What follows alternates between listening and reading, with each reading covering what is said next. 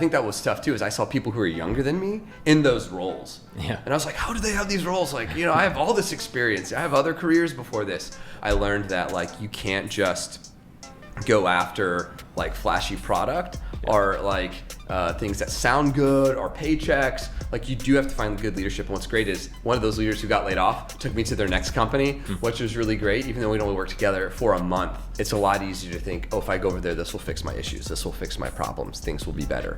And usually it's not. And so thinking of waiting 6 months, even a year, seems almost like forever. I'm really excited to share my conversation with John Seaman today. He's been in tech sales for 10 years, and he's currently a director of sales development and inside sales at a cybersecurity company where he's been for the last 5 years. The topic we're going into today is probably one of the most talked about and requested on our channel. So many people that have success as an SDR want to get to that enterprise account executive position. You're weighing the pros and cons of staying where you're at and trying to promote internally, or when to make a move externally. That's the bulk of our conversation today, talking about a career progression in tech sales from two people that have changed jobs throughout their career to ultimately get to the enterprise and, in John's case, director level. This is going to be a really deep dive into the, honestly, mistakes that we've made and also the good decisions that we've made. But John, thanks for reaching out on LinkedIn and starting a conversation that ultimately led to this podcast. I know everyone's going to get a ton out of it. John, welcome to the studio. Good to have you, man. It's a pretty cool studio. Yeah. I used to live over there, and it's kind of crazy to see how much the skyline's changed. Yeah. Everything's different, and no, really appreciate it. Like for everyone watching, John literally reached out on LinkedIn, and we connected, had some really great ideas, and obviously has some great experience, not only in tech sales, now leading inside sales. I'm sure we'll get into that, but you've also had different careers before sales as well. I think one of the things that initially really wanted me to have you on the show, something that's very prevalent for our students as well, is job hopping. I know it's something you have experience with personally. You have people on your team that have made changes, and there's definitely a right time to make a change that we'll get into. But I think you also talked a lot about, and what really struck a chord with me, is people that are maybe right on the cusp of a promotion, or just thinking really short term when they're early on in their sales career. So this will be super valuable for people that are watching, that are breaking in early on in their career. And maybe before we get into that, just background, I'll leave it wide open. I know we talked a lot before recording, but your history of breaking into tech sales, and we'll take it from there. So I'm a non-traditional student. You go into college and there's someone who's definitely not right out of high school. That would be me into tech sales. I already had about 9 years of work and experience before I got in here, and it all happened because it was a necessity. My family, we were broke. I tried to be a solopreneur. It wasn't working, and we were putting rent on the credit card. Like it was rough, and we weren't even spending money. Like we just weren't making money. That was the problem. And so I knew I needed to not just be like a good saver or savvy with my money. I needed to know how to generate revenue. And so I just started diving into all types of business books, sales books, and as I was doing my research, I literally Googled in my room on the computer, like, who makes the most money in tech sales? Because I have some technology background, like I built websites for some customers before and some of my solopreneur stuff. So I was like, I know how to basic code front end. So I did a little research, saw that the person who makes the most money is a large enterprise cybersecurity account executive. And so I told my wife, I was like, I'm going to be a large enterprise cybersecurity account executive. And she's like, okay, but how do you do that? And I was like, I don't know, but I'm going to figure it out. So I spent $1,000 on a training course, a sales training course that we did not have. And I literally walked into a car dealership and I walked out with a job. And I studied that training material every day, all day. I sold cars every day, all day. I wrote my goals down every day, and within 7 months, I had my first software job in an inside sales role. Nice. And just leveled that up from individual contributor to higher levels, to large enterprise sales, and now into leadership for the last few years. Yeah, that's awesome, man. And I know maybe as a starting point too, like you made a couple jumps early on in your career. I know where you've been at now. I believe 5 years. Plus? Yeah, almost. Yeah. I'm almost at 5 years there. Okay. So yeah. Yeah, and so maybe early on, like taking someone on the outside looking in through your process of when deciding to make these jumps, any mistakes that you made, like would love to kind of tap your brain on that progression. Yeah, so I'll say one of them was a forced jump. So like I only made it a year at my first software company before I got fired.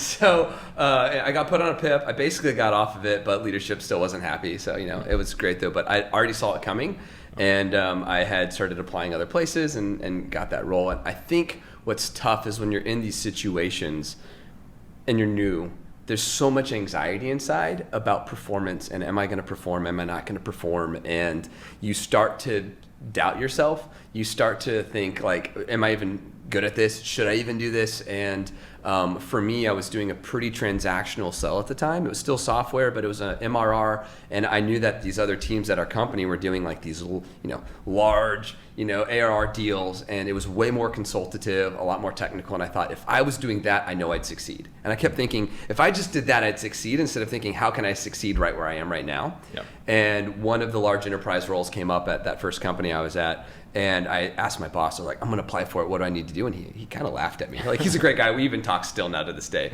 But he kind of laughed. I was like, what are you talking about? Like, there's so much you have to learn.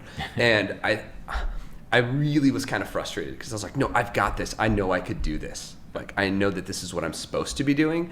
And when I got to that point in my career, it was exactly what I needed to do. And I was like, oh yes, this is exactly what I thought it was going to be. The problem was, it wasn't, am I the right person for this? Am I worthy of this or whatever? It was that I even had the skills for it, but I had an experience gap. Mm-hmm. That only comes from running sales cycles day in and day out, where you see everything that can go wrong. Yeah. And once you start to see that stuff go wrong and go off the rails, and then you learn from people who have done it before, what happens is you start to build this like intuition, this sixth sense almost, where you can know where deals are going. And I did not have that as a inside seller selling an MRR product for a year. Like, there's no way I was going to do the large enterprise stuff well. There was so much I didn't understand about procurement and about redlining and legal processes and like all these things that, yes, could I negotiate? Sure. Mm-hmm. Could I speak well and demo well? Yes. Could I find pain and, do all the right things to make the right solution? Definitely. But I was missing that intuition that only comes through experience. Yep. And I think that was tough too, is I saw people who were younger than me in those roles. Yeah. And I was like, how do they have these roles? Like, I have all this experience. I have other careers before this.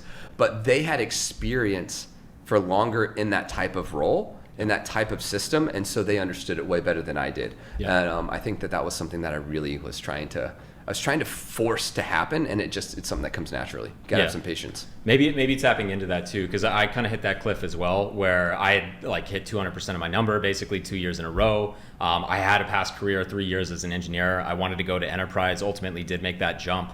And yeah, I definitely kind of got caught early on, like a little bit blindsided by some of these different changes. I know you mentioned things like procurement, kind of the intuition that comes, but maybe diving more specifically for that person that maybe is a little impatient right now. They've been doing really well and want that next step. I don't even want to tell them that they shouldn't go for it, but just really diving in more to the things that you recognize getting another year of reps, like selling, right? Yeah. Before you made that change, like, does an example come to mind of like a type of deal, or maybe something you picked up on year 2 and year 3 that you didn't see at the end of that first year when you really wanted to make that jump? Yeah, I think honestly, it's that experience also built confidence. And so when I look back, there was a lot of confidence that I did not have. Yeah. and there's a big difference between confidence and arrogance. And like, I had confidence in who I was and what I could do. But looking back now, I'm realizing if I were to get into a room and I didn't have that intuition and I didn't know where things were going, I would lose confidence. Or even worse, like, you start to get desperate. And like, man, people can smell desperation on a salesperson from like 2 miles away. Yeah. And they don't want to do business with someone who seems or smells desperate. Yeah. And so I think a lot of confidence was built. But really what I learned, I think, waiting and having patience, is that you start to see how other people do things. And again, it's like, you want to grow, like, success leaves clues. Everyone says that. But if you look and watch other people, you're going to find not only what they do that's important, but what they choose not to do. Because that's just as important. Like, what are they not focusing? What are they putting aside? Where are they putting up boundaries? Where are they saying no? Because I personally kind of thought, like, if I coach everyone, if I help everyone, if I'm sharing all my intel, if I'm like being this team player, then I'm going to be a valuable asset to this org, and no one's going to want to fire me. And I was more concerned on not getting fired than I was on really outperforming my number. Yeah. And it wasn't until I said, you know what, I'm not going to care about what my bosses think. I'm not going to care about how they look at me or get their approval or whatever issues I've got from my past. Like, I'm going to focus on performing and the outcomes. Yeah. And once I started looking at the outcomes, that's when things started to transform and transition. And that's when I realized, I've got to stop saying no to some of this coaching stuff. As good as it is to pour into other people on the team, like I've got to really prioritize myself. Yeah. I've got to prioritize my book of business. I've got to prioritize my customers more. And so leaning into that, I think, helped me a ton. And then you just start to get these weird deals where, procurement comes to you and it's like, it's not just like, a lot of people think it's about discounting. And so many times it's not. Like there's so many other things. Like there's stuff that they don't like in the contract because that's not how they do business, or they don't want to buy non-perpetual licenses still. Yeah. And you're like, what? Like everyone does everything subscription based now. How is this happening? And so then you have to start to like go through these scenarios that you just haven't gone through before. Yeah. And I think you just need a little bit of that patience to go through these things a couple times and be able to go through someone who has done them and say, what would you do here? Yeah. Like, I think that was one of my keys, is really finding good mentors. And I think that like there was a time where I didn't have good mentors. I didn't have good management and good leadership. And so I think that was really frustrating. I wanted to grow, but I didn't have the people to help me grow. Yeah. And then once I finally did say, you know what, the next place I go to, I've got to have good leadership. Like I interviewed the leadership more than I looked at like anything else. Yeah. I was like, you're not interviewing me, I'm interviewing you, kind of thing. Yeah. And that really shifted my career too. Yeah, for sure. I think some really good threads there in terms of maybe some of those SMB and mid-market differences from enterprise. Like if it's fair to say, I know this is a generalization, but it's the bigger and bigger you go, you can run all of the things that make you successful in the SMB space, but you have these added layers of complexity with procurement, with legal, with security. And I think until you see what it's like to have a solution that everyone you talk to wants and then get it completely hijacked and derailed by something external from that team, that's really hard to understand going from SMB to enterprise. If there's anything else to highlight. No, there is. So, I mean, one of the things that you don't think about is vendor procurement. Like when you're dealing with SMB companies, like they don't have a vendor procurement team. Like everyone's just buying what they need to buy to get the business going. They're wearing multiple hats. But all of a sudden you get into a large enterprise, like you said, there's all these different teams, and you think, oh, we're going to get this done. I've got this deal. You forecast it for this quarter. But what you didn't realize was that it takes literally, 3 months to get through vendor onboarding. Yeah. Even if you have a partner and you're signed with them, they still want to redline your EULA and all these things. Or like I had a horrible thing happen once where we were going to deploy our virtual machine, and we were going to set it up, and we had to poke a hole in the firewall. Very technical stuff, but like it was pretty simple. I thought, like, I've done this a million times with smaller organizations. When you get into large organizations, turns out they only do firewall changes once a month on one single day, and there's this long line of tickets, and we missed it by a day. So we put the ticket in the day after the changes happened. We had to wait another 30 days before that happened, before we could start the POC. Yeah. And like that stuff you just don't even see or even know to ask about when you're in the SMB space. But when you get to large enterprise and you're starting to sell to these massive organizations that have all of this structure in place in order to actually protect themselves, keep them running, you hate it. You're like, this is keeping me from doing my deals. But when you really see it from a business continuity perspective, it's extremely important for an organization to only do firewall changes on a specific day at a specific time.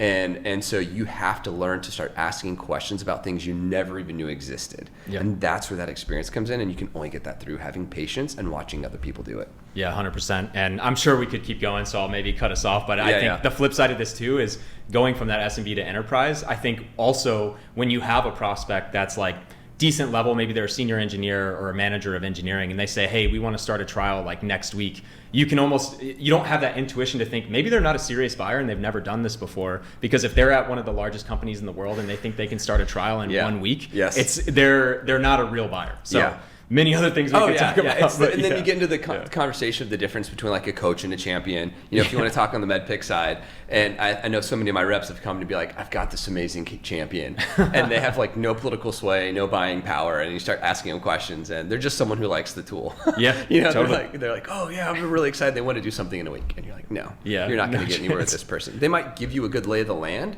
and you should utilize that and map out the account with them, but you've got to get someone higher before we're talking about this as a real deal. Yeah, for sure. And maybe going back to your own progression then, I know you mentioned I think if anyone in a sales career of 10 plus years is going to have to face a PIP and or layoff. Were there times where you maybe made a change that you think you did jump the gun too soon? I'd love to get that perspective for everyone watching as well. I don't think I did, to be honest. I made calls where I knew I had to make calls. I wish I could have been a little bit more patient, but for one of them specifically, I didn't have the best management in place. And I knew that I needed better management. And that really was a hard call to make because I loved the company I was at. Yeah. The coolest product, like everybody knows their name, I'll just say, like it's legit and they're massive. And it was an early stage too. And I was like, this could be amazing for my career. But I just knew that it wasn't the right place for me, and I really needed good leadership. And to be honest, this is where you start to learn about like startups and drinking the Kool-Aid, and startups will sell you a bill of goods to try to get you to join. And so I had a CEO of a startup reach out to me that was Austin based, and said, hey, come talk to us. I went and talked to them. They were offering me in base salary alone $30K extra. Wow. And like I was like, oh, and I was like, okay, play cool. Don't show your hand. Yeah, exactly. Like, that might work for me. Yeah. And I interviewed that leadership team, and they were phenomenal. Like from the sales perspective. And I was like, I'm going here to work with these people.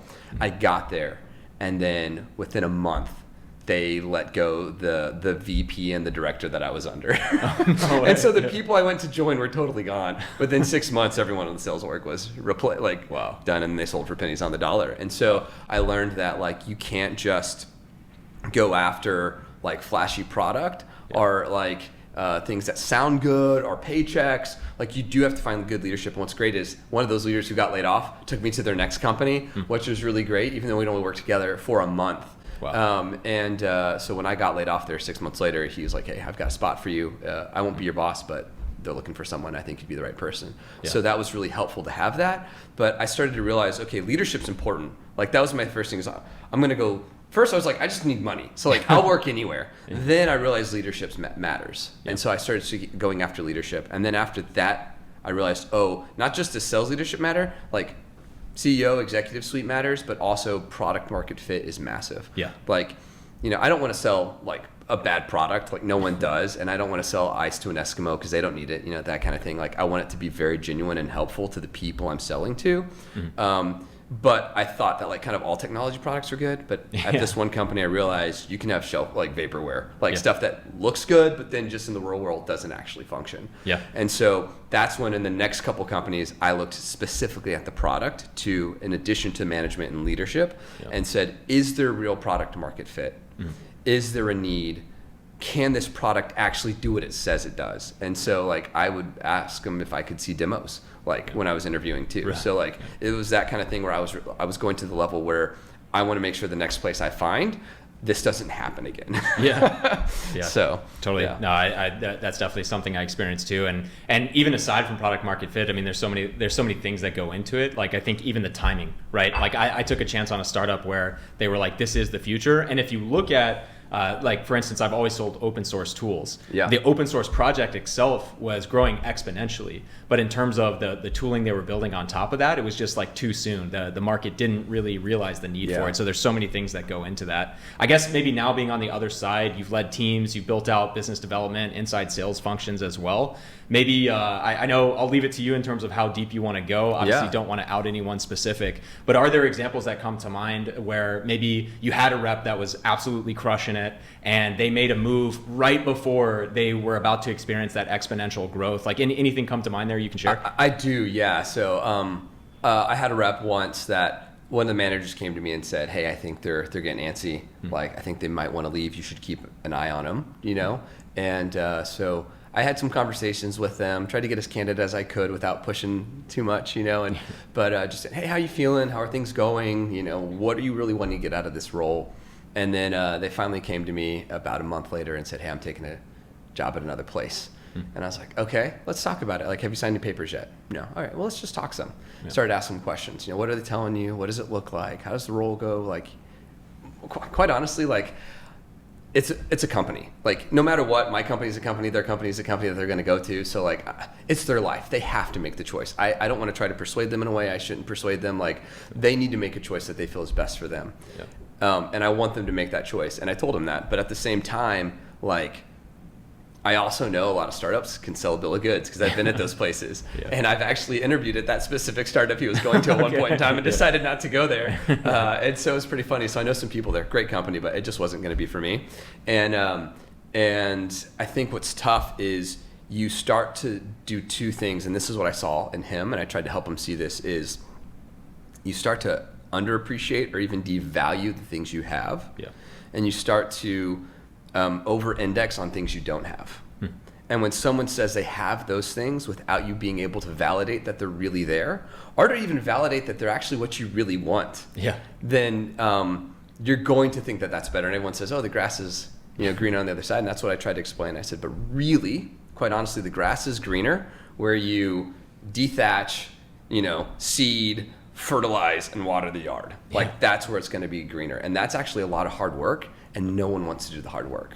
And so for this individual, like they were doing well, they had a lot of promise. And I said, hey, just be patient. And what they really wanted is they wanted to see like, I could be an AE soon. And I just said, hey, look, I'm building out this inside sales team. Like literally this year, we're going to have roles open. I have my eye on you for it. Like, just have some patience if you don't mind, but it's going to take time because I don't want to just build out a role and an org that isn't going to function well. Like I want the people to be successful there, and that's going to take planning. And we've been planning this for a year. It's going to happen. Like, those are the conversations. And I think in the end, it's a lot easier to think, oh, if I go over there, this will fix my issues. This will fix my problems. Things will be better. And usually it's not. Unfortunately, like that's just how life is, know? And so you really, again, I tell my team, like, focus on what you have, focus on the good within it, and then see what you can do to build change where you feel like there needs to be change, but it's hard work. It's hard work. And if I could play devil's advocate too, because this is a lot of like what you said, 100% agree with. I think the flip side of this is like when I talk to students or when I look back at my own career, if I have an inside sales manager that says, hey, we've been working on this for a year, I promise we're going to build a team, like there will be spots soon, I've got my eye on you. Talk to maybe the real things as to why you can't be committal on an exact date. Like, because I see so many SDRs and AEs that will hear that from someone like yourself and think, I mean, quite frankly, like this bullshit. Of course they're going to say that. They're going to do what it takes to take me. And it almost fuels that desire to leave even more. So what are you dealing with when you're planning those types of things? So one is I'm hoping that I've built enough trust in my managers and their individual contributors that they know they're good at heart. Like one, as a leader, I have to say what's best for the business first, because in the end, like the business is going to go on without me. Like I could get fired tomorrow. I could get hit by a bus. Like anything could happen. So like the business has to do what's best for the business. Then second, we've got to really, to do that, we have to focus on what's best for the customer. And then third, it's your people. And really, I almost could argue the customer and the people are almost the same. Like you've got to do both at the same time. But then like you're, as a leader, at the bottom of the list. Like what you need. And I think a lot of people don't realize that. Like you think you get into leadership to maybe make more money, which you don't. Actually make way more money as an individual contributor. And so you try to do these things to, like, I don't know, maybe to have some grandeur, but really if you're doing leadership well, you're doing it to serve others and help them grow and help the company grow. And so I hope I built that trust. But specifically in this instance, you've got to realize if you're building an inside sales team, what does the stratification of accounts look like between the enterprise team and this inside sales team? What does the comp plan look like? What does do we give them current customers or not? Like do we offload some of the book of business that other people have onto them? Like you start going through all these questions that are like, okay, well, where do we put them? Like if we only have enough headcount for 6 and we don't have a headcount for the whole entire US, where do they go first? So you literally have all these kinds of thoughts, and then it gets into like you get into Salesforce. Like this is what took the longest, honestly, is working with our systems and operations teams to say, all right, we have to build out new roles in Salesforce for this specific person. Not only do we have to build out for them, but for their manager and for the director now to have the right approvals and quoting and CPQ. We have to make sure that alignments on territories and mapping is all done well. We have to make sure that BDR's mapping is done well. And so like that honestly took the longest. The other part was, how do we convince the board that we need this money for the headcount to do this stuff, that this is the right direction for the organization? That was done over the last year, and then the rest was all planning. And I think people don't realize this shift in systems and processes takes a lot of time, and you just can't flip a switch in Salesforce.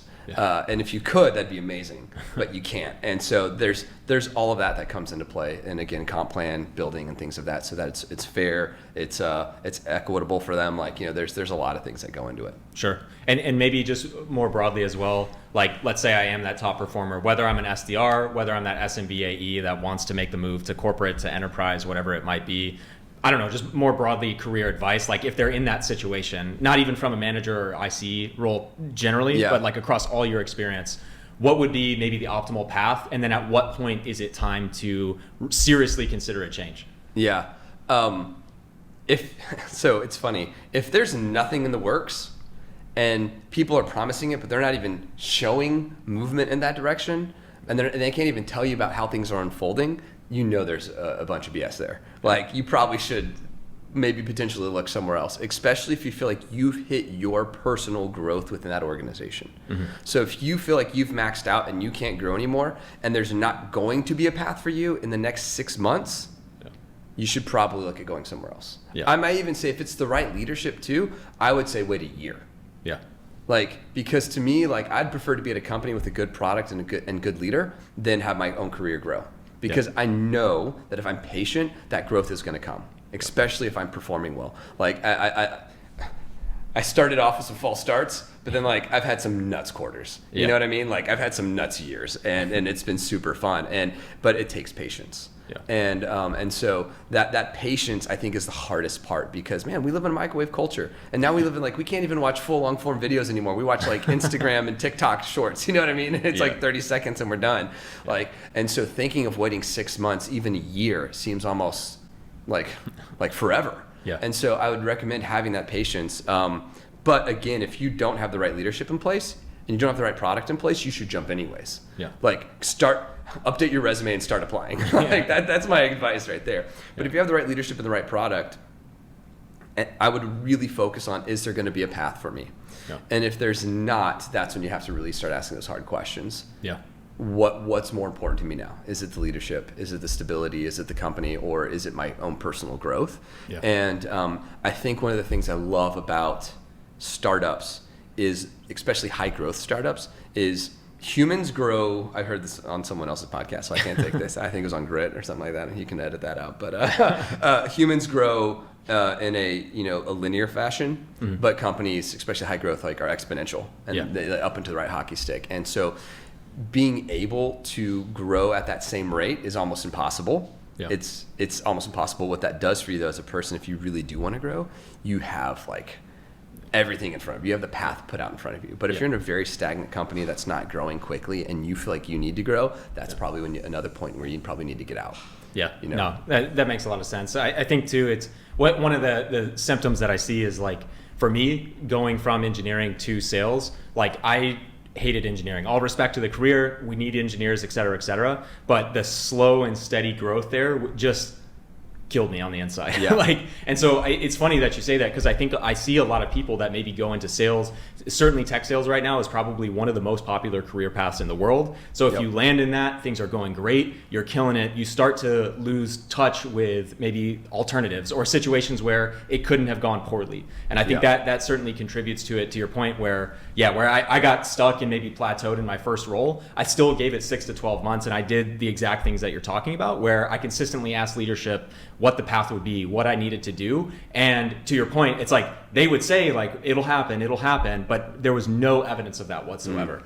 So I think a lot of that hits home, and just really calling out, I think this is especially hard to understand if, for instance, you're that college grad that went right out of tech sales to a market leader. All you've ever known is hitting quota. You think that the gravy train is just going to keep going forever and ever. That's probably almost the worst situation to be in, because you have no perspective of being at a dog shit startup, things going really wrong, feeling like you're doing the exact same thing and completely incompetent as a salesperson. So exactly. I mean, I've literally gotten to I had CEOs walk me into their offices twice to lay me off. And in one of them, they took 2 of us in there. We're both named John, but one of us went by Jack. And he goes, "Which one of you goes by Jack?" And we just laughed. We went and got a coffee after that. It was 7 in the morning. We went and got a coffee. We were like, well, I couldn't even remember our names. Anyways, it was pretty funny. But I mean, that's the kind of stuff that happens. Is I think so many times we play the wrong comparison comparison game. Yeah. And what I mean by that is we're looking at like what everyone else has. They've got the newest vehicle, the newest penthouse, whatever. I don't know, like whatever we're comparing. We watch it on Instagram and TikTok, and we only show the best things.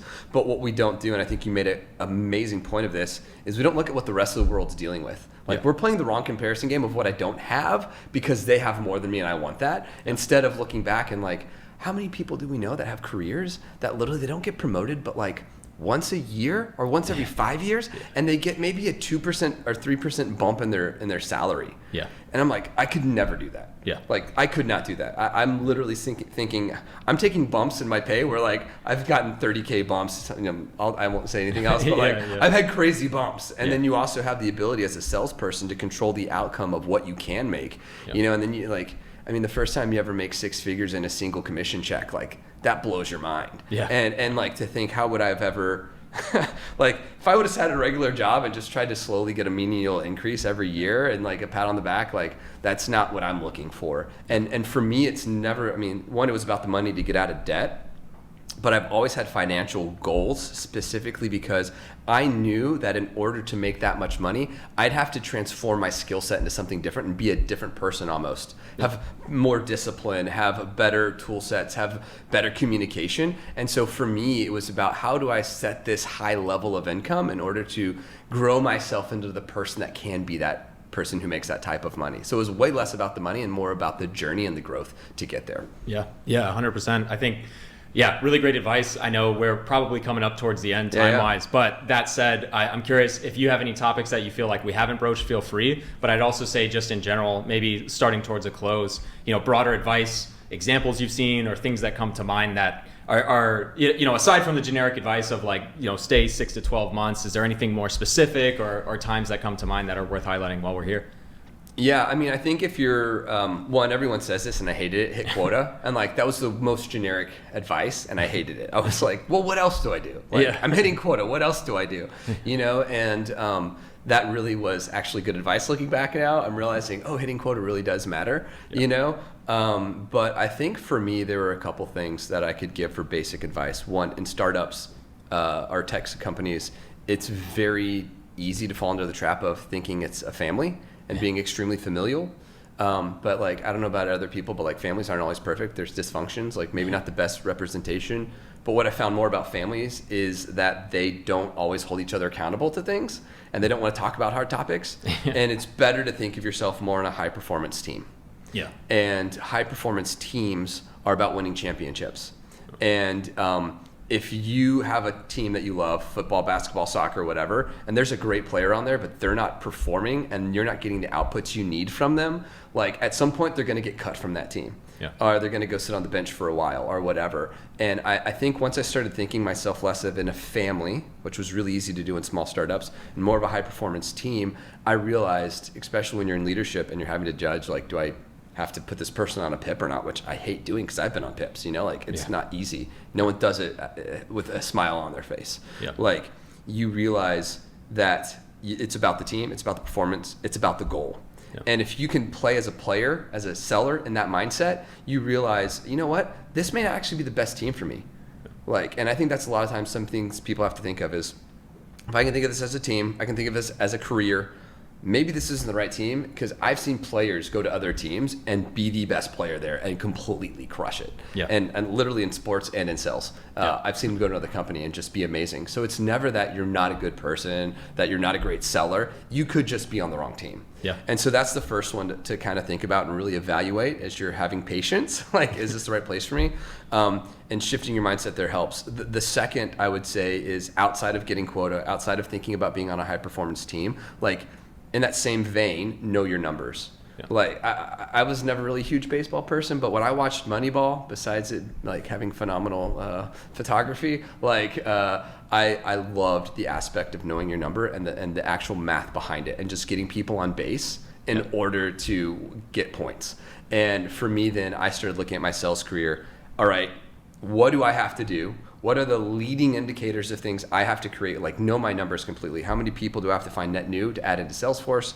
How many people do I have to add into Sequence every week? How many dials do I have to make? How many emails do I have to send in order to, and know my conversion rates between all of those in order to get that demo, in order to go to a POC, in order to go to close one. And once I started treating it that way and learning the process, and not only that, but then showing my leaders the numbers I came up with, like that, I think gave me really good insight into not only my own business, but it gave my leaders insight into my business. Yeah. And they said, oh, this person's thinking more strategically. This is the kind of person we want to promote when the time is right. And so if you do those things, you hit your quota, you show them how you're controlling your business, and you honestly, like, you want to, this is a classic leader answer. If you keep Salesforce up to date, that is like probably the thing that will make you stand out across the rest of your sales work. Yeah. I can't tell you how many sales leaders I talk to, like I can't keep my reps to keep Salesforce up to date. And the reps that do literally stand out. And you have to think about it. The only way your leadership, manager, VP, even CEO, knows about your book of business is what's in Salesforce. Yeah. They don't have access to your inbox. They don't have access to your phone. It's only what's in Salesforce. And so if you help tell the narrative and show the progression of your deals really well in Salesforce, you're going to make their job so much easier, and they're going to love you for that. So all that to say, be on a high performance team with your mindset. Know your numbers and the conversion rates, and show that to your leadership so that they see you're thinking strategically and that you know what you're going after and they know your goals. And then third, keep Salesforce up to date, because that really is, that sounds silly, but like keep your CRM up to date, because that is the only way your leaders know about your business. And if you just think, oh, I'm going too fast, blah, blah, blah, it's an excuse. Yeah. Like take the time to fill it out and fill it out well, because it makes their forecasting and their conversations so much easier. And if you can make your manager and your VP, director and VP and CRO's jobs easier when they're talking to the CEO and the board, they're going to love you for it. Yeah. Well said, man. I think that's a pretty good note to end. I'm sure we could keep talking about this forever. But it's been a solid session. So obviously appreciate you reaching out with the idea. I think it's something that really struck a chord. And I think hopefully for everyone that's early on, or really any point in their career, maybe just considering making a change, this helps give you a bit more of a framework, just a reality check to not even say don't do it, but just make sure you're making the optimal decision for your career path. So 100%. Yeah, this is really great, John. Appreciate it. Thanks, Eric.